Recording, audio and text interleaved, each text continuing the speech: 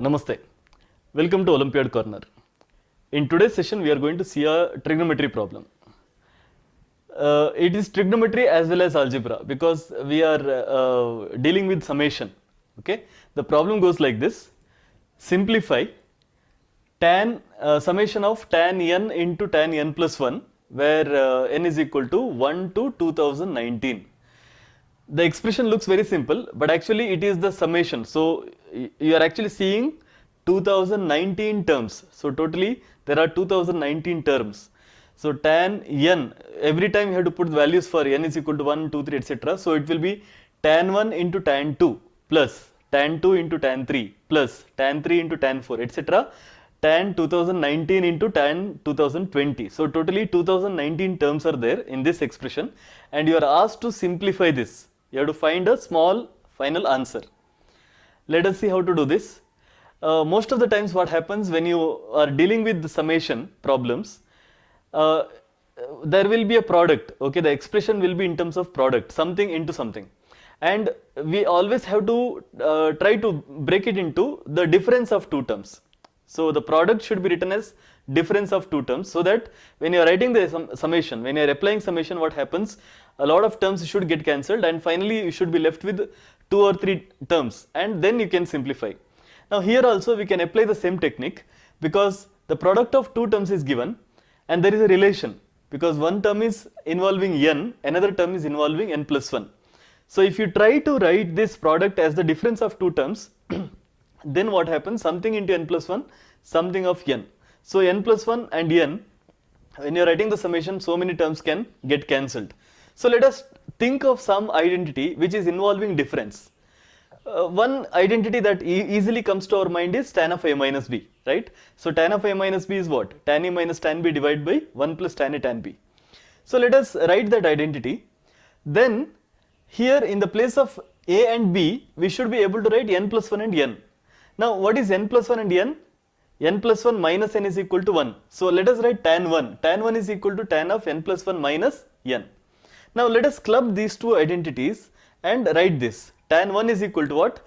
Tan n plus 1 minus tan n divided by 1 plus tan n plus 1 into tan n. In the place of n plus 1, you just imagine b, or a. Then in the place of n, b. So tan of a minus b, this identity. Here in the place of a and b, let us substitute n plus 1 and n. So tan 1 is equal to tan n plus 1 minus tan n, that is tan a minus tan b, divided by 1 plus tan n into tan n plus 1, tan a into tan b, product of two terms. Now let us rearrange, because we have to find the value for this expression, right? So tan n into tan n plus 1, that is in the denominator. So let us take this denominator to the left hand side, so it becomes the numerator. So 1 plus tan n into tan n plus 1, which is taken to the left hand side, that is equal to tan n plus 1 minus tan n divided by tan 1. This tan 1 is taken to the denominator of RHS. Then if you retain only tan n and tan n plus 1, so it is tan n into tan n plus 1 is equal to tan n plus 1 minus tan n divided by tan 1 minus 1, because plus 1 was there in the left hand side. When it is brought to the right hand side, it has become minus 1. Now we got the expression for tan n into tan n plus 1. Remember, as I told you earlier in the beginning, we try to write the product as differences, difference of two terms.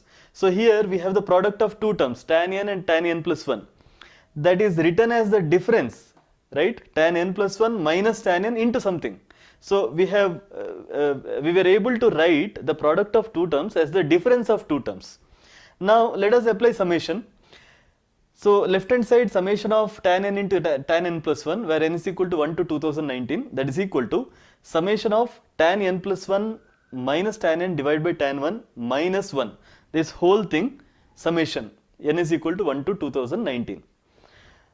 That means you have to put n equal to 1, 2, 3, etc. If you put n equal to 1, it will be tan 2 minus tan 1 divided by tan 1 minus 1. That is one term. When you put n is equal to 2, it will be tan 3 minus tan 2 divided by tan 1 minus 1.